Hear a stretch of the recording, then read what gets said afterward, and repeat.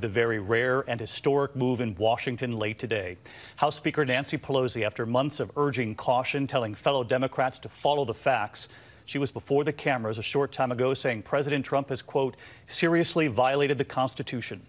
Speaker Pelosi saying no one is above the law, announcing an official impeachment inquiry will now move forward.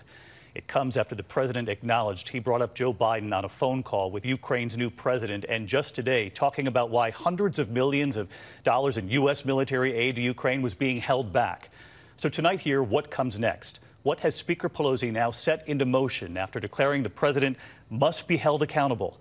And this evening, the president calling this a witch hunt, what he says he will now release. ABC's Mary Bruce leads us off from the Hill tonight. She's resisted for months, but tonight Speaker Nancy Pelosi finally made her move. The times have found us today.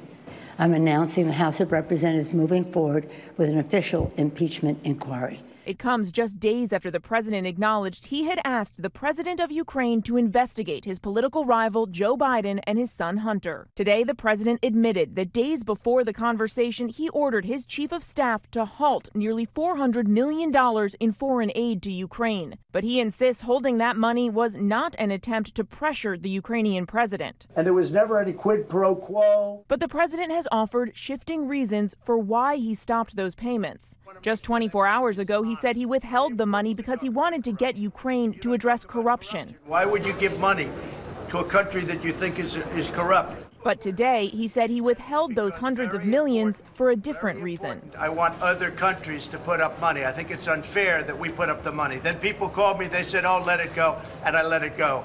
But we paid the money. The money was paid. There is no evidence Joe Biden or his son acted improperly with regard to Ukraine. Today, the candidate fired back at President Trump. But if we allow a president to get away with shredding the United States Constitution, that will last forever.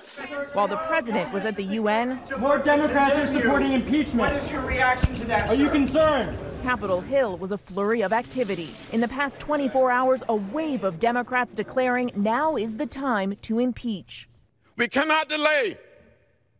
We must not wait. And in front of a packed crowd, Nancy Pelosi was asked if the president had committed impeachable offenses and gave a hint of what she was about to do. And if that is the case, that the President of the United States would ask a foreign government to assist him in a political way, that would be wrong. Would it be impeachable?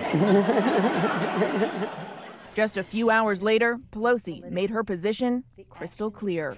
The actions of the Trump presidency revealed the dishonorable fact of the president's betrayal of his oath of office, betrayal of our national security, and betrayal of the integrity of our elections. And so let's get to Mary Bruce. She's live on the Hill tonight. And Mary, Speaker Pelosi has resisted calls for impeachment for months. You have reported on that here. But she says the president's actions involving this phone call with Ukraine's new president, bringing up Joe Biden and holding hundreds of millions in U.S. aid, that all of it made this, she says, unavoidable.